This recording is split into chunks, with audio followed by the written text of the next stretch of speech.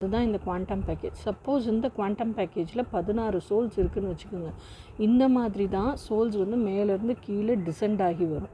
So மேலேருந்து descend ஆகும்போது இது ஃபஸ்ட்டு இந்த பேக்கேஜ் ஃபஸ்ட்டு ரெண்டு ஈக்குவல் ஹாஃப்ஸாக பிரியும். அப்புறம் அது 2 ஈக்குவல் ஹாஃப்ஸாக பிரியும். ஸோ இந்த சைடு இருக்கிறது ஈக்குவல் ஹாஃப்ஸாக பிரியும். இந்த மாதிரி பிரிஞ்சிக்கிட்டே வரும்போது 5th டைமென்ஷனுக்கு வரும்போது இந்த மாதிரி இதுதான் ஒரு சோல். இதை வந்து எனக்கு பிரிக்கிறதுக்கு இடம் பத்தல. நல்லா பாருங்கள், இதெல்லாம் நீங்கள் டயக்ராம் பார்த்தீங்கன்னா தெரியும். இதில் இருக்கிறது ரெண்டையும் பிரிச்சுட்டேன், இதில் இருக்கிறத பிரிக்கிறதுக்கு எனக்கு கீழே இடம் பத்தலை. அதனால இதில் ஒரு 2 சோல் இருக்கும், எப்படியும் இதில் ஒரு 2 சோல் இருக்கும். ஸோ இங்கேயே 4 சோல் இருக்குது. ஸோ நான் இங்கே பிரிச்சிருக்கிற வரைக்கும் 12 சோல்ஸ் இருக்குது. ஸோ இதில் ஒரு 4 சோல் இருக்குது. அப்போ 12 + 4 16 சோல்ஸ் ஆயிடுச்சா? ஸோ இதுதான் ஆன்மாவினுடைய முழுமை.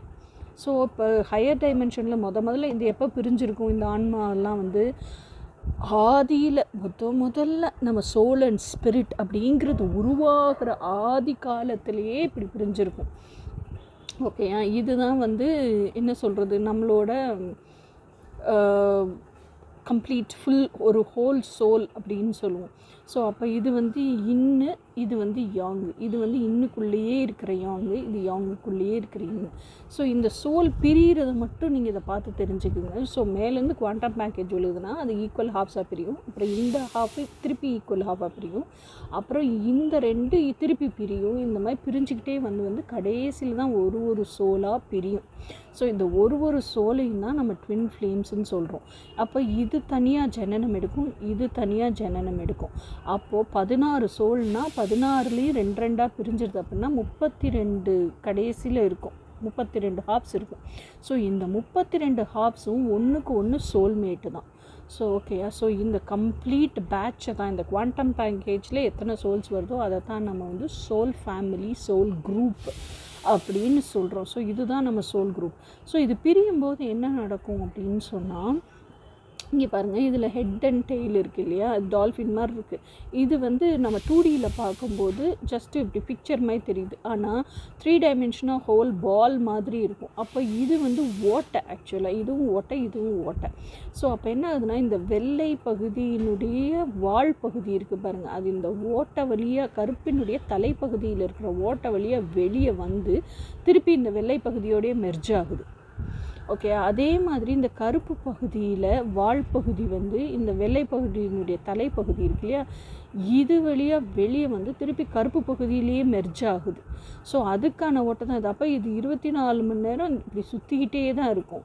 ஸோ இங்கே ஃபிகர் ஆஃப் 8 ஃபார்ம் ஆகிட்டே தான் இருக்கும். ஸோ அப்போது இந்த இன்னுக்கும் யாங்குக்கும் டெய்ல் டு ஹெட் கனெக்ஷன், இந்த இன்னோட டெய்ல் வந்து யாங்கோட ஹெட்டுலேயும் யாங்கோட டெய்ல் இன்னோட ஹெட்டுலேயும் இந்த ஒரு கம்ப்ளீட் சர்க்குலேஷன் இருந்துகிட்டே தான் இருக்கும், சுற்றிக்கிட்டே தான் இருக்கும். இதை பிரிக்கவே முடியாது, இன்செப்பரபிள். ஸோ அப்போ தனியாக பிறக்கும் போதும் இந்த யாங் இருக்கு இல்லையா, யாங்குக்குள்ளே இருந்துச்சு இல்லையா, அந்த கனெக்ஷன், அந்த நினைவுகள், மெமரிஸ் இருந்துக்கிட்டே தான் இருக்கும். அதை வந்து பிரிக்கவே முடியாது. அதே மாதிரி இந்த இருக்கு இல்லையா, இன்னில் இந்த யாங்கோட டைல் உள்ளே இருந்துச்சு இல்லையா, அந்த கனெக்ஷன் இருந்துக்கிட்டே தான் இருக்கும், அது பிரிக்கவே முடியாது. ஸோ அப்போது யாங்கு போய் தனியாக ஜனனம் எடுத்தாலும் அதுக்குள்ளே இன்னோட மெமரிஸ் இருக்கும். இப்போ இன்னு போய் தனியாக ஜனனம் எடுத்தாலும் யாங்கோட மெமரிஸ் இருக்கும். இன்னு வந்து ஃபெமினைன்னு சொல்லுவோம், யாங்கை வந்து மேஸ்குலைன்னு சொல்லுவோம். அப்போ ஃபெமினைனுக்குள்ளேயே மேஸ்குலைன் இருக்குது, மேஸ்குலைனுக்குள்ளேயே ஃபெமினைன் இருக்குது. இது வந்து பிரிக்கவே முடியாது. ஸோ இது வந்து நம்மளோட ஆன்மா க்ரியேஷன் அப்போ நம்ம தெரிஞ்சுக்கிறோம். ஸோ இது வந்து நீங்கள் இப்போ இதை தெரிஞ்சுக்கிங்க. இப்படி தான் வந்து ஹையர் டைமென்ஷன்லேருந்து லோவர் டைமென்ஷனுக்கு ஆன்மா ஆதி காலத்தில் ஃபஸ்ட்டு ஜனனம் எடுக்கும்போதே உருவாயிருது. ஓகேயா? ஸோ அப்போது ஆன்மா உருவாயிருது அப்படின்னு சொன்னால் இந்த ஆன்மா தான் தனியாக ஒரு பெண்ணினுடைய உடல்லையோ ஆணினோட உடல்லையோ ஜனனம் எடுக்குது. ஸோ உள்ளே இருக்கிற எனர்ஜி வந்து இப்போ பெண்ணினுடைய எனர்ஜி பெண்ணிலேயே ஜனனம் எடுத்துருச்சுன்னா கம்ப்ளீட்டாக ஃபெமினைனாக இருக்கும். ஒரு பெண்ணினுடைய எனர்ஜி ஆணில் ஜனனம் எடுத்துச்சுன்னா வெளியே உருவம் ஆணாக இருக்கும், உள்ள எனர்ஜி பெண்மையாக இருக்கும். அதே மாதிரி ஒரு ஆணினுடைய எனர்ஜியும் ஒரு ஆண்லேயே ஜனனம் எடுத்துச்சுன்னா கம்ப்ளீட்டாக ஆண்மையாக இருக்கும். இல்லை பெண்ணினுடைய உடலில் ஜனனம் எடுத்துச்சு அப்படின்னா அவங்க உடல் வைஸ் பெண்ணாக இருப்பாங்க, எனர்ஜி வைஸ் ஆணாக இருப்பாங்க, மேஸ்குலைனாக இருப்பாங்க. ஸோ இப்படி தான் ஜனனம் நடக்குது. பட் ஸ்டில் எடுத்த உடனேயே இந்த பிரிஞ்ச இரு பகுதிகள் வந்து எடுத்த உடனேயே வந்து மனித ரூபத்தில் நம்ம பிறக்கிறது கிடையாது. ஒரு உயிர் உங்களுக்கு தெரியும் சிங்கிள் சென்ஸ் அனிமல்ல இருந்து தான் நம்ம 6th சென்ஸ் ஹியூமன்னாக பிறக்கிறோம். ஸோ அப்போது நம்மளும் எல்லாவாகவுமே பிறந்திருப்போம். புல், பூண்டு, மரம், செடி, கொடி, மீன், ஒரு மண்புழு எல்லாமாகவுமே பிறந்து தான் இன்றைக்கி மனுஷனாக வந்திருக்கோம் நம்ம. ஸோ இந்த மனுஷனுக்கு அடுத்த ஸ்டேட் என்னென்னா சோல் இவல்யூஷன் நடக்கணும். இந்த சோல் இவால்வ் ஆகணும். ஸோ இப்போ டிசெண்ட் ஆகி தான் 6th சென்ஸ் அனிமலாக பிறந்திருக்கோம். இந்த 6th சென்ஸையும் நம்ம ப்ராப்பராக யூஸ் பண்ணுறது இல்லை. 5 சென்ஸ் அனிமல் மாதிரி தான் இருக்கிறோம். 6th சென்ஸை யூஸ் பண்ணால் தான் அந்த 6th சென்ஸுங்கிறது என்ன, பகுத்தறியும் தன்மை. அது பகுத்தறியும் தன்மை அதை முழுசாக நம்ம யூஸ் பண்ணோன்னா தான் நாம் வந்து சோல் இவல்யூஷன் நடக்கும். 7th சென்ஸ் எல்லாம் யூஸ் பண்ணுவோம். திருப்பி அசண்ட் ஆகவே முடியும். அசண்ட் ஆகிறதுக்கும் இதுதான் பாதை. அசண்ட் ஆகி திருப்பி இது ரெண்டும் ஆன்மாவினுடைய முழுமையை நம்ம அடையணும். இன்னும் யங்கி இணையணும். அப்புறம் சோல் ஃபேமிலிக்கு எங்கேருந்து வந்தோமோ அங்கே போகணும். இப்படியே தான் அசண்ட் ஆகி இந்த குவாண்டம் பேக்கேஜ் போய் திருப்பி டிவைன் சோர்ஸ் கூட கலக்கணும். இதுதான் வந்து அசென்ஷன் ஜேர்னி. நம்ம எல்லாமே அசென்ஷனர்ஸாக இருக்கிறோம் அப்படின்னு சொன்னால் இந்த சோல் ஃபேமிலிக்கே ஆதியில் வந்த ஆள் யாரோ அவங்க தான் லீடராக இருப்பாங்க. அந்த லீடராக இருந்து தான் எல்லாரையும் வழி நடத்தி இவங்களெல்லாம் சக பயணிகள் தான் நம்ம எல்லாருமே. திருப்பி நம்ம அசண்டாகி மேலே போவோம். அப்போது இது ஃபஸ்ட்டு வரும்போது இது வந்து ஹியூமனாக பிறக்கலை, இந்த உயிர், இந்த ஆன்மா அப்படிங்கிறது. ஸோ இன்னொன்று என்னென்னா இந்த இன்னுக்கு வந்து இந்த எனர்ஜி இருக்கு இல்லையா, இந்த எனர்ஜியில் கருப்பு பகுதி இருக்கு பாருங்க. இந்த கருப்பு பகுதி பூரா உயிரினுடைய நம்ம பூமியில் வாழ்கிறோம்ல கண்டிஷன்டு லைஃப், அந்த கண்டிஷன்டு லைஃப், அதுக்கு நடுவில் இந்த வெள்ளை பகுதி இருக்குது பாருங்கள், அது நம்ம உயிரினுடைய ஹையர் செல்ஃப். அதுதான் நம்மளோட மனசாட்சி. இந்த கருப்பு பகுதி தான் நம்ம பெண்மைக்கான மனசு. நம்ம மனசுக்குள்ளே இருக்க மனசாட்சிங்கிறது இந்த வெள்ளை பகுதி. இந்த வெள்ளை பகுதியை நீங்கள் என்ன பண்ணிங்கனாலும் கருப்பு பண்ணவே முடியாது. அது ரொம்ப பயங்கர ஸ்பிரிச்சுவல். ஆனால் இந்த முழுமையாக கருப்பாக இருக்குது பாருங்கள், இந்த கருப்பு பகுதி தான் உயிரினுடைய லோவர் செல்ஃபு. இந்த லோவர் செல்ஃபு தான் சொசைட்டிக்கு தகுந்த மாதிரி கண்டிஷனிங் பண்ணி ஃபியரு, எல்லாம் நெகட்டிவ், சோகம், வருத்தம், ஃபியரு, கன்ஃபியூஷன், இந்த மாதிரி எல்லாம் நெகட்டிவாக கரெக்ட் பண்ண முடியுது. ஆனால் அதே இது இந்த வெள்ளை பகுதி இருக்கு இல்லையா மனசாட்சி, அதை கரெக்ட் பண்ணவே முடியாது. ஸோ இப்போ புரிஞ்சிருக்கும். இதுலேயே உங்களுக்கு ட்வின் ஃப்ளேம் கான்செப்ட் நிறைய புரிஞ்சிருக்கும்னு நினைக்கிறேன். ஸோ இனி அடுத்து நீங்கள் வந்து இந்த ஆன்மா வந்து உயிர் எடுக்கிறது தெரியுது அப்படின்னு சொன்னால் உங்களுக்கு வந்து நியூக்ளியர் ஃபியூஷன்னா என்ன, நியூக்ளியர் ஃபிஷன்னா என்னன்னு தெரியணும். நியூக்ளியர் ஃபியூஷனுங்கிறது நீங்கள் ஸ்டார் ஃபார்ம் ஆகும்போது பார்த்தீங்க. ஸ்டார் ஃபார்ம் ஆகும்போது என்ன ஆகும், நிறைய ஹைட்ரஜன் ஆட்டம் சேர்ந்து அது ஹீலியமாக சேஞ்ச் ஆகுது. ஸோ அந்த ஹைட்ரஜன் ஆட்டம் சேர்றது அப்படிங்கிறது நியூக்ளியர் ஃபியூஷன். அதுக்கப்புறம் நிறைய இந்த என்ன சொல்கிறது, ஆண்மையும் பெண்மையும் தனியாக பிரிகிறதுங்கிறதே நியூக்ளியர் ஃபிஷன். ஸோ அந்த நியூக்ளியர் ஃபிஷனை படிக்கும்போது தான் ஆட்டமே நியூக்ளியர் ஃபிஷனுங்கிறது என்னது, ஒரு ஆட்டம் ரெண்டாக பிரிகிறது.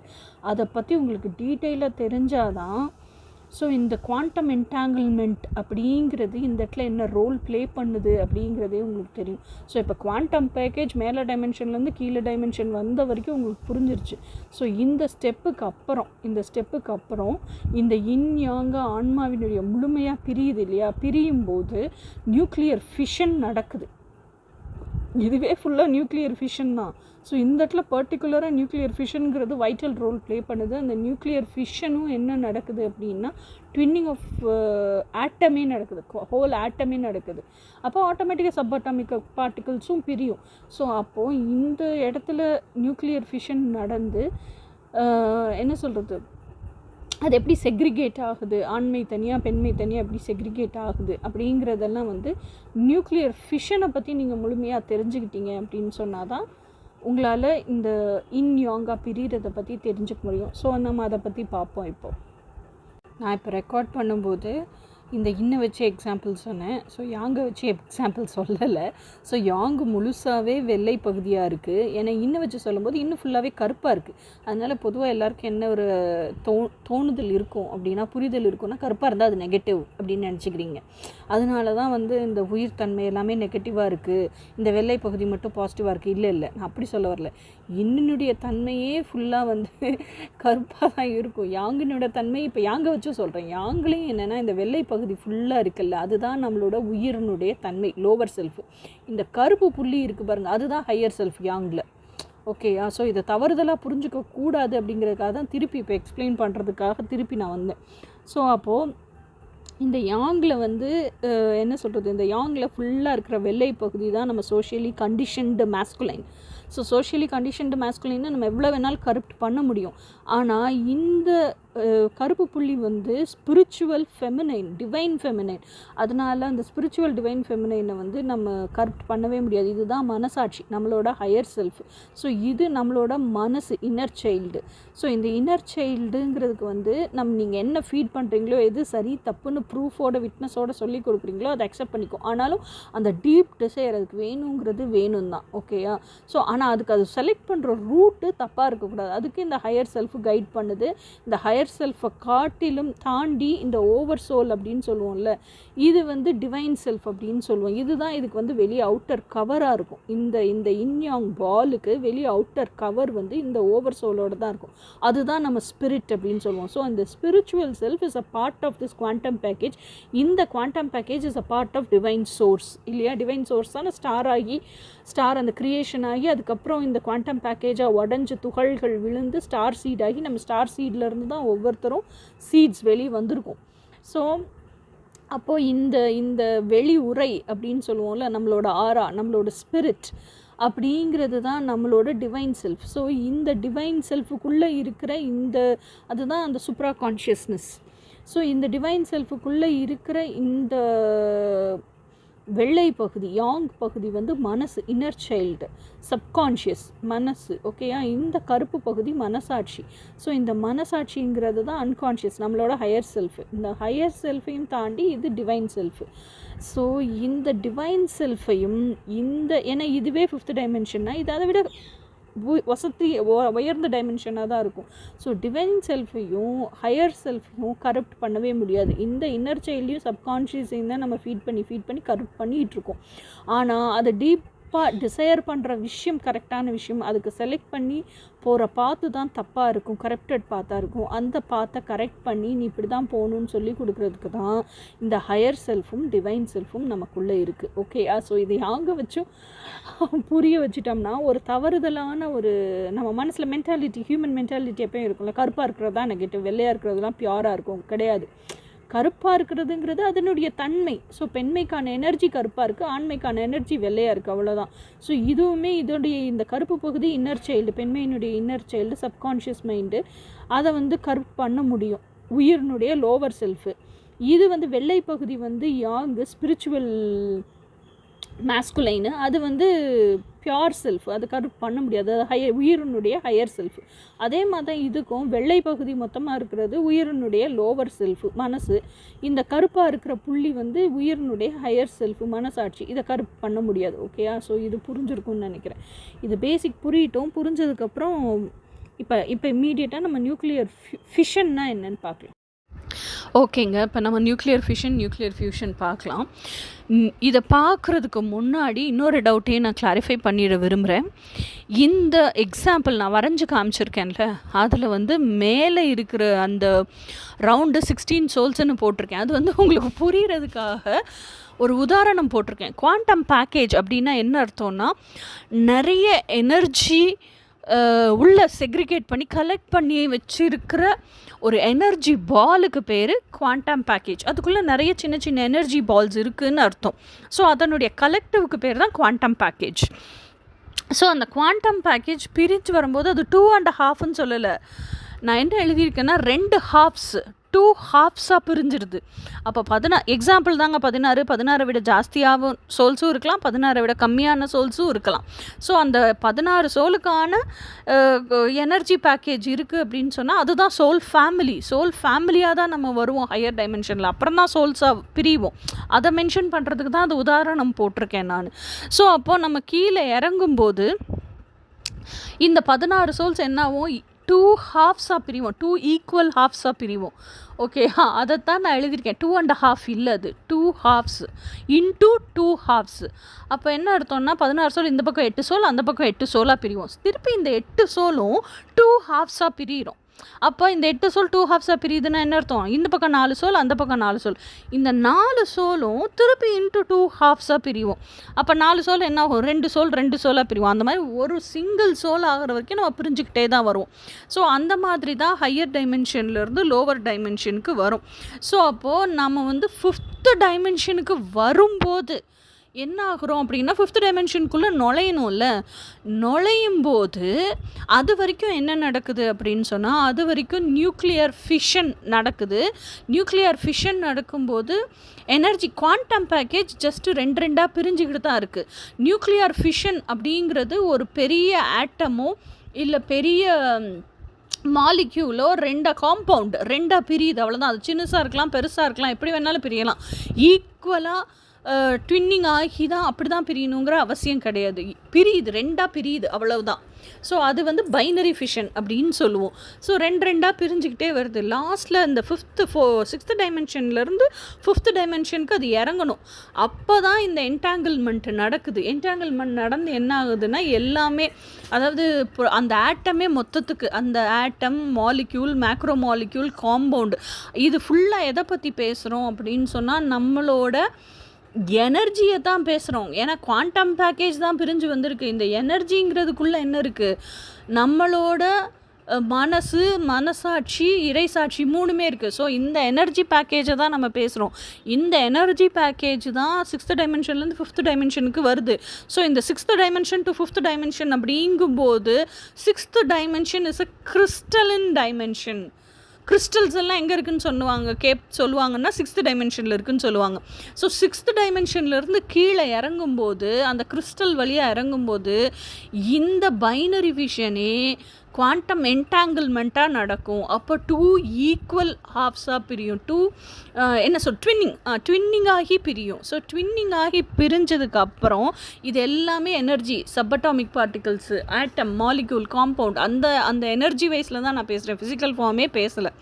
ஓகேயா? ஸோ அப்போ 6th டைமென்ஷன்லேருந்து 5th டைமென்ஷனுக்கு பிரியும் போது என்ன நடக்கும் அப்படின்னு சொன்னால், இந்த ட்வின்னிங் ஆஃப் இந்த ஒரு சோலே, இந்த ஒரு முழுமையான சோலே அந்த உரைக்குள்ளேயே ட்வின்னிங் ஆஃப் என்ன சொல்கிறது, கம்ப்ளீட் ட்வின்னிங் நடக்கும். அப்போ ட்வின்னிங் நடந்து பாசிட்டிவ் சார்ஜு நெகட்டிவ் சார்ஜுன்னு பிரிஞ்சு நிற்கும். ஸோ இந்த பாசிட்டிவ் சார்ஜு நெகட்டிவ் சார்ஜுங்கிறது பிரிஞ்சு நிற்கும் போது அப்போ என்ன நடக்கும் அப்படின்னு சொன்னால், போலரைசேஷன் அப்படின்னு ஒன்று நடக்கும். இந்த போலரைசேஷன் அப்படிங்கிறது என்னென்னா, இந்த 5th டைமென்ஷன் 6thலேருந்து 5th டைமென்ஷன் வந்துடுச்சு. ஸோ 5th டைமென்ஷன் உள்ளே என்ட்ராகிற இடத்துல அந்த போலருக்கான ஃபில்டர் இருக்கும், அந்த போலரைசேஷனுக்கான ஃபில்டர் இருக்கும்.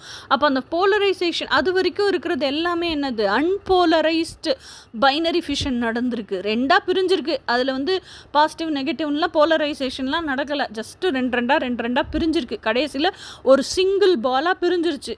ஒரு சிங்கிள் பாலாக பிரிஞ்சதுக்கு அப்புறம் என்ன நடக்குது, அந்த கிறிஸ்டல் ஆட்டிஸ்லேருந்து, கிறிஸ்டல் வழியிலேருந்து வெளியே வரும்போது என்டாங்கிள்மெண்ட் ஆகி 2 ட்வின்னிங் ஆயிடுச்சு. ட்வின்னிங் ஆனதுக்கப்புறம் பாசிட்டிவ் நெகட்டிவ் சார்ஜ் இருக்கும்ல. இப்போ அந்த 5th டைமென்ஷனுக்குள்ளே என்ட்ரு ஆகும்போது அந்த ஃபில்டர் மாதிரி ஒன்று இருக்குது. ஸோ அந்த ஃபில்டரை தாண்டி போலரைசேஷன் ஃபில்டர் இருக்குது. ஃபில்டரை தாண்டி நுழையும் போது இந்த பார்ட்டிகல்ஸ் எல்லாம் போலரைஸ் ஆகுது. போலரைசேஷன்னா என்ன அர்த்தம் அப்படின்னா, நெகட்டிவ் சார்ஜ் எல்லாம் ஒரு பக்கம் கலெக்ட் ஆயிரும், பாசிட்டிவ் சார்ஜ் எல்லாம் ஒரு பக்கம் கலெக்ட் ஆயிரும்.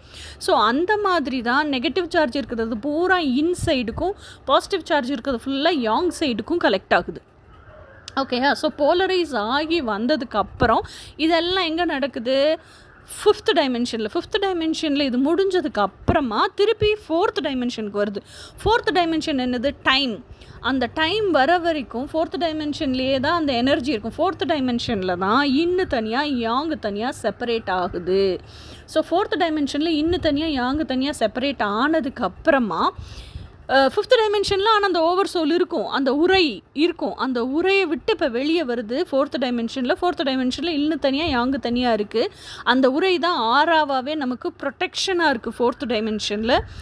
இது வந்து 3rd டைமென்ஷனில் ஒரு தாயினுடைய கருவுக்குள்ளே இருக்கிற குழந்தை இருக்கும் இல்லையா, ஒரு 3வது மாதம் 4வது மாதம் வரைக்கும் வெறும் பேபியாக தான் இருக்கும். அது என்ன சொல்ல, சதை பிண்டமாக தான் இருக்கும். 3வது மாதமோ 4வது மாதமோ தான் அதுக்குள்ளே உயிர் உள்ளே போகும். ஸோ அப்போ உயிர் உள்ளே போகும்போது இது எந்த ஆன்மா வெயிட் பண்ணிகிட்ருக்கோ அந்த ஆன்மாக்கான சோல் கான்ட்ராக்ட் என்னவோ, எந்த மாதிரி ஃபேமிலியில் அது பிறக்கணும்னு டிசைட் பண்ணியிருக்கோ அந்த அந்த ஃபேமிலியில் வந்து அந்தந்த ஆன்மா அது சோல் கான்ட்ராக்டுக்கு தகுந்தபடி பிறக்கும்.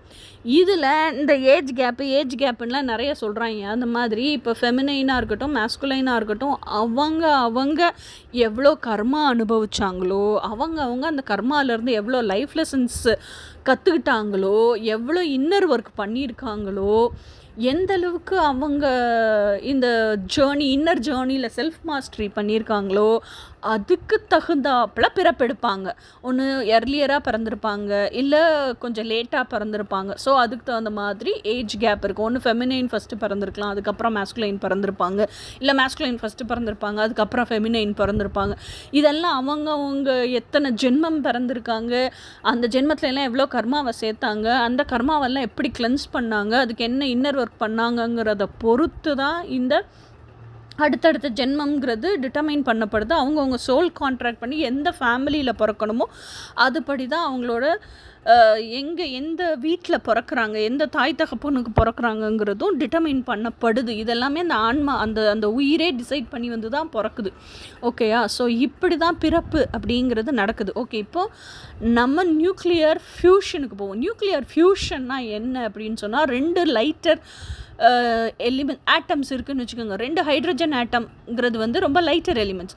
ஸோ இந்த 2 லைட்டர் ஆட்டம்ஸும் அப்படி பயங்கர ஃபோர்ஸோடு வந்து ஒன்றோட ஒன்று கொலைட் ஆகி ஒரு ஹெவியர் ஆட்டமாக மாறுது, ஹீலியமாக மாறுதுன்னு வச்சுக்கோங்க. அதுக்கு பேர் நியூக்ளியர் ஃபியூஷன். இந்த நியூக்ளியர் ஃபியூஷன் நடக்கும்போது பயங்கரமாக enormous amount of energy release ஆகும், enormous amount of light release ஆகும். ஹீட்டு கம்மியாக தான் இருக்கும்.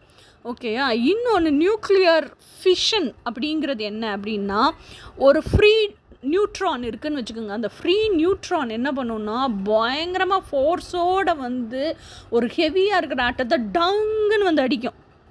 அடித்ததுக்கப்புறம் என்ன நடக்கும்னா, அந்த ஆட்டம் இல்லை அந்த காம்பவுண்ட் மாலிக்யூல் அந்த ஆட்டம் 2 பிரியும். இதுக்கு பேர் பைனரி ஃபிஷன். 2 பிரியும். அது ஈக்குவல் ஹாஃபாக பிரியணும், ட்வின்னிங் ஆகணுங்கிற அவசியம் கிடையாது. ஈக்குவல் ஹாஃபாக பிரியும் போது என்ன நடக்குதுன்னா, இந்த ஃப்ரீ நியூட்ரான் வந்து அடித்ததில் தான் இந்த சிங்கிள் ஆட்டம் 2 ஆட்டமாக பிரிஞ்சிருக்கு. ஸோ அந்த ஃப்ரீ நியூட்ரான், அதுக்கப்புறம் இந்த 2 ஆட்டத்துக்கும் ஒவ்வொரு ஃப்ரீ நியூட்ரான், அப்போ மொத்தம் 3 ஃப்ரீ நியூட்ரானும் வெளியிடும்.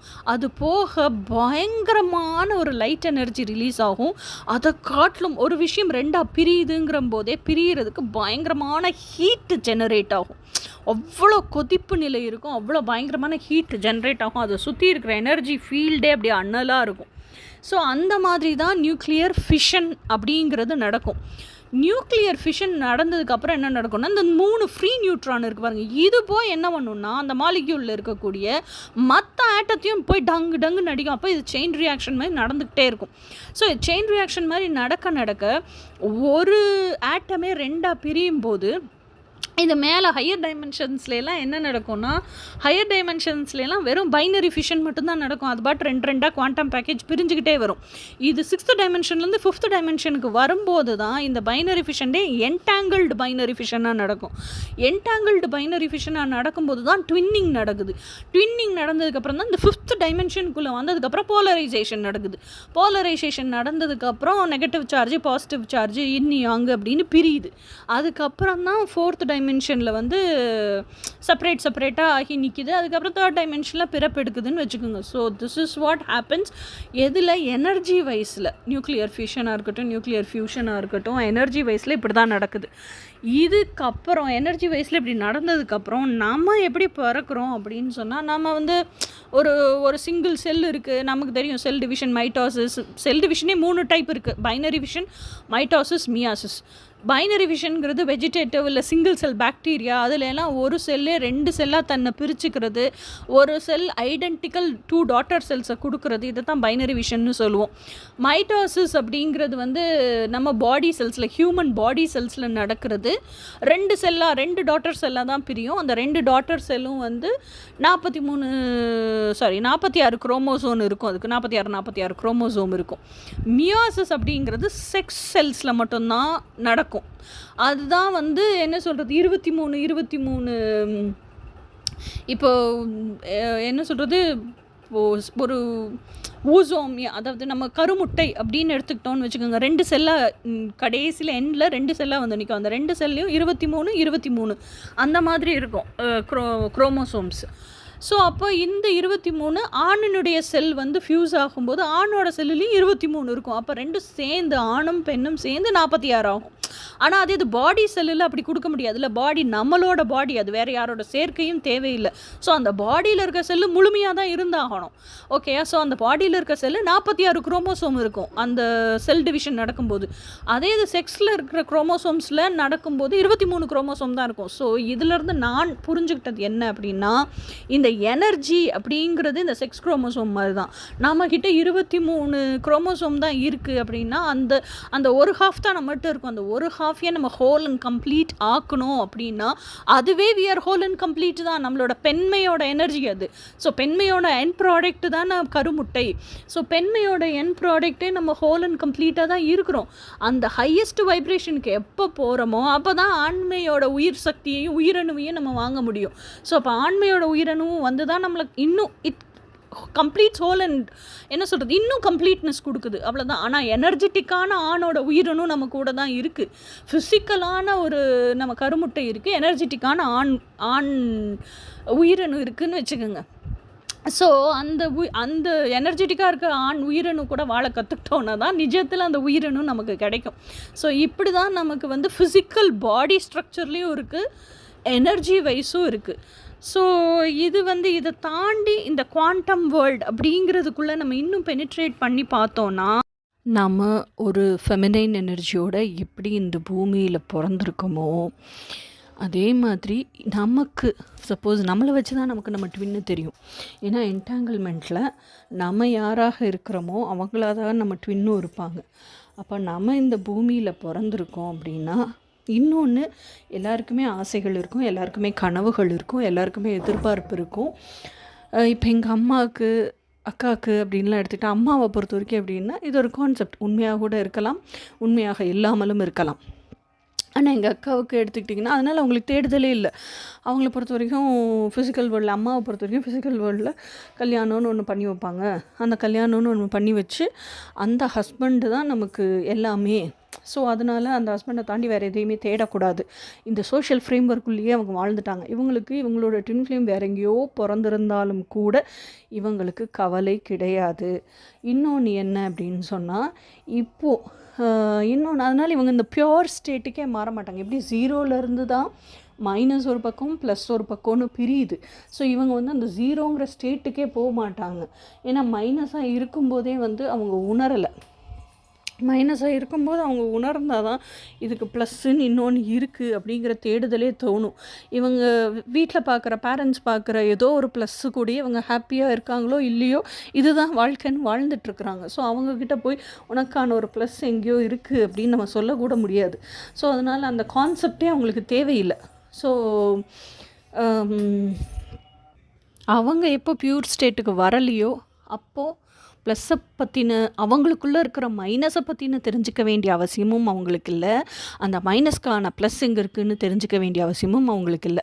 இஃப் சப்போஸ் இது எங்கள் அக்காவோட ஜெனரேஷன் எடுத்துப்போம். எங்கள் அக்காவோட ஜெனரேஷன் எடுத்துட்டால் அவங்கள பொறுத்த வரைக்கும் ஓகே, ஜீரோன்னு ஒரு பியோர் ஸ்டேட்டு இருக்குது. அந்த ஜீரோங்கிற பியோர் ஸ்டேட்டில் நம்ம உணர்கிற விஷயம் என்னன்னா, நம்ம வந்து மைனஸாக இருக்கிறோம், நமக்கான ப்ளஸ் எங்கேயோ இருக்குது. ஓகே. இதனால தான் இந்த ப்ளஸ் வந்து நம்ம கூட இல்லாததுனால தான் நம்ம இவ்வளோ அவஸ்தைப்படுறோம். நம்ம மைனஸ் அப்படிங்கிறதுக்கு இவ்வளோ குணாதிசயம் இருக்குது நமக்கு. ஸோ நமக்கு ஏற்ற ப்ளஸ் நம்ம கூட இல்லை, வேறு ஏதோ ஒரு ப்ளஸ் இருக்குது. ஆனால் இப்போது நம்ம ஃபேமிலி ஆகிட்டோம், நம்ம குழந்தை குட்டி இருக்குது, நமக்கான ப்ளஸ்ஸை தேடி போகிறதுக்காக நம்ம ஃபேமிலியை உடச்சிடக்கூடாது.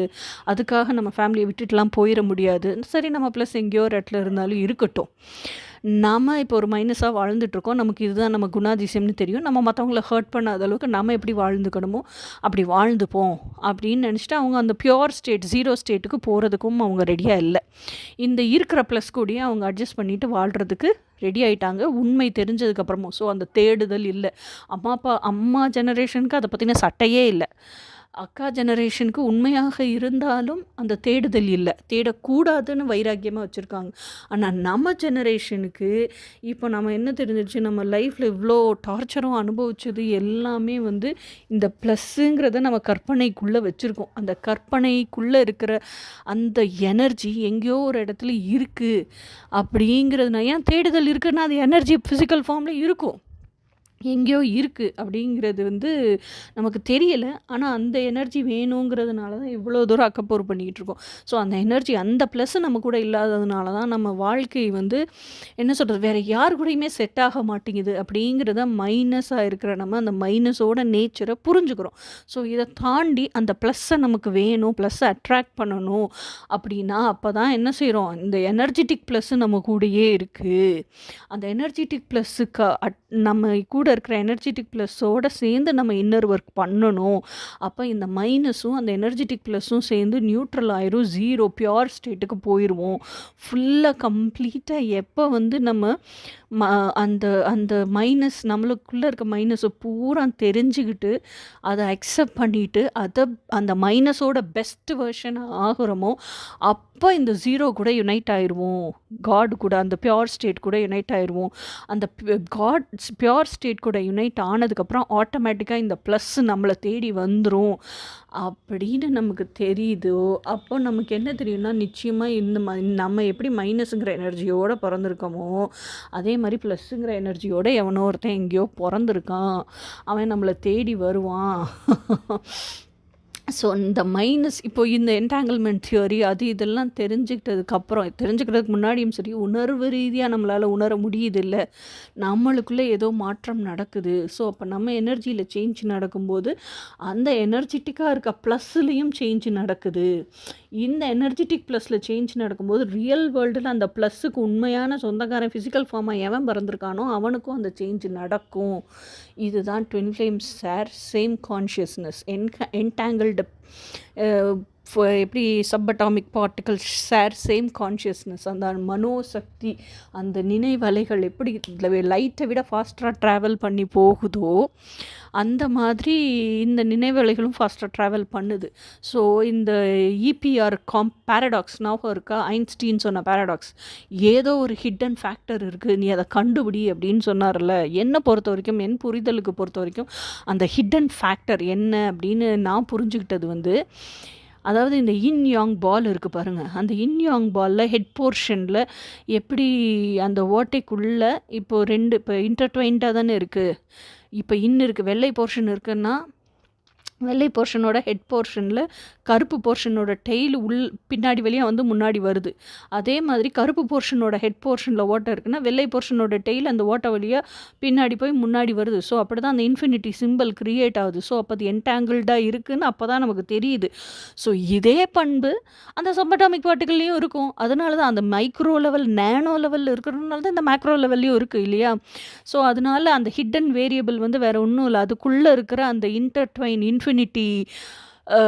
கனெக்ஷன் தான் அப்படிங்கிறது தான் நான் ரியலைஸ் பண்ணுறேன். ஸோ அதனால் எப்படி அந்த சப்பட்டாமிக் பார்ட்டிகல்ஸ், ஒரு ஹோல் ஆட்டம், ஒரு மாலிக்யூல், கம்ப்ளீட் காம்பவுண்டு, மேட்ரு இதெல்லாம் என்டாங்கிள்டு ஆகிருக்கோ அந்த மாதிரி தான் ட்வின் ஃப்ளேம்ஸும் என்டாங்கிள்டு ஆகிருக்காங்க எனர்ஜி வைஸ் ரியல் வேர்ல்டில். ஸோ அந்த எனர்ஜி வைஸ் அவங்க ரியல் வேர்ல்டில் என்டாங்கிள் ஆகிருக்கிறதுனால தான் இந்த பக்கம் ஒரு ட்வின்னுக்கு ஏதோ ஒரு சேட்னஸோ டிப்ரெஷனோ இருக்குது, நம்ம வந்து கவலைப்படுறோம் அப்படின்னா அந்த சைடு இருக்கிற ஏதோ ஒரு மூலையில், உலகத்தினுடைய ஏதோ ஒரு மூலையில் இருக்கிற அந்த ட்வின்னுக்கும் எனர்ஜெட்டிக்காக அது தெரியுது. நமக்கு தேடுதல் ஜாஸ்தியாக இருக்குது. அந்த ட்வின்னோட தான் வாழ்க்கை, என் வாழ்க்கையினுடைய அர்த்தமே என் ட்வின்னு தான் அப்படின்னு நினைக்கிறோன்னு வச்சுக்கோங்க. அப்போ அந்த ட்வின் பிறந்திருப்பாங்க.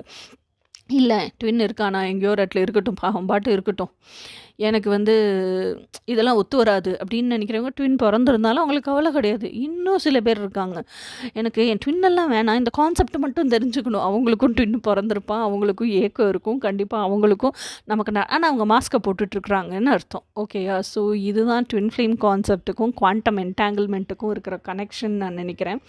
ஸோ இதுதான் என்னை பொறுத்த வரைக்கும் இதைத்தான் சயின்டிஃபிக் ப்ரூஃப். ஏன்னா எப்படி குவாண்டம் வேர்ல்ட்லேருந்து தான் நம்மளோட சப்கான்ஷியஸ், நம்மளோட அன்கான்ஷியஸ், நம்மளோட சுப்ரா கான்ஷியஸ்னஸ் மூணுமே வந்திருக்கு. இந்த மூணுமே இந்த எப்போ நம்ம பிரெயின் சுப்ரா கான்ஷியஸ்னஸ் கீழே ஃபங்க்ஷன் ஆக ஆரம்பிக்குதோ அப்போ ஹோல் பாடியும் சுப்ரா கான்ஷியஸ்னஸுக்கு கீழே வந்துடும். ஸோ உயிருக்கு தான் உடல் கொடுக்கப்பட்டிருக்கு, உடலுக்கு உயிர் கொடுக்கப்படலை. ஓகேயா? அந்த உயிர் தான் இந்த உடல் வேணும்னு செலக்ட் பண்ணிட்டு பிறக்குது. ஓகேயா? ஸோ அந்த மாதிரி எத்தனை ஜென்மமாக இருந்தாலும் நம்ம உடுத்திக்கிற சட்டை தான் வேறு. உயிர் அந்த 3 காம்பனண்ட்டும் சேர்ந்து இருக்குது பாருங்கள். சப்கான்ஷியஸ், அன்கான்ஷியஸ், சுப்ரா கான்ஷியஸ்னஸ், அது 3 சேர்ந்து ஒரே காம்பனண்ட்டாக தான் இருக்குது. அது வேறு வேறு கான்ஷியஸ்னஸ் அப்படிங்கிற சட்டை, அதாவது ஃபிசிக்கல் உருவம், உடல் உருவம் போட்டுக்கிற சட்டை தான் வெவ்வேறையே தவிர உள்ளே இருக்கிற எனர்ஜி ஃபார்ம் ஒன்று தான். ஸோ இந்த எனர்ஜி ஃபார்மை பற்றி தான் இவ்வளோ தூரம் நம்ம படிச்சிருக்கோம். அந்த energy form nothing but completely made out of atom, matter, energy. So அதுக்குள்ளே எல்லாமே என்டாங்கிள்டாக தான் இருக்குது. என்டாங்கிள்டாக இருக்கிறனால தான் இந்த சைடு இருக்கிற ட்வின்னுக்கும் அந்த சைடு இருக்கிற ட்வின்னுக்கும் ஆன கனெக்ஷன், எமோஷ்னல் கனெக்ஷன் இருக்குது. எப்போ இந்த சைடு இருக்க ட்வின்னுக்கு எமோஷ்னல் கனெக்ஷன் சேஞ்ச் ஆகுதோ, அந்த எனர்ஜி ஃபீல்டு மாறுதோ, எமோஷன்னா என்ன, எனர்ஜி இன் மோஷன் தான் எமோஷன். ஸோ அந்த எலக்ட்ரிக் ஃபீல்டு சேஞ்ச் ஆகுதோ அப்போ அந்த சைடு இருக்கிற ட்வின்னுக்கும் அந்த எமோஷன், அந்த எனர்ஜி ஃபீல்டு சேஞ்ச் ஆகுது.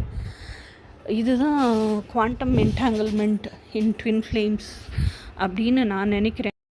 ஸோ என்னால் முடிஞ்ச வரைக்கும் எனக்கு தெரிஞ்ச அறிவுக்கு, எனக்கு தெரிஞ்ச ஆர்டிகல்ஸ் அது இதெல்லாம் கலெக்ட் பண்ணி கிடைச்ச இன்ஃபோ மெசேஜஸை வச்சு நான் எனக்காக பர்சனலாக தேடின இன்ஃபர்மேஷன் எல்லாம் கேதர் பண்ணி நல்லபடியாக எல்லாருக்கும் புரிகிற மாதிரி ஒரு வீடியோ எக்ஸ்பிளைன் பண்ணணும் அப்படின்னு சொல்லி எக்ஸ்பிளைன் பண்ணியிருக்கேன். உங்களுக்கும் புரியும் நம்புகிறேன். பார்த்துட்டு எனக்கு கண்டிப்பாக ஃபீட்பேக் கொடுங்க. ஓகே, இது மாதிரி இன்னும் நிறைய வீடியோஸ் வித்தியாசமாக போடலாம். எல்லாருமே போடுற மாதிரி வீடியோஸ் இல்லாமல் வித்தியாசமாக போடலாம். ஓகே, அடுத்த வீடியோவில் பார்க்குற வரைக்கும் until then bye.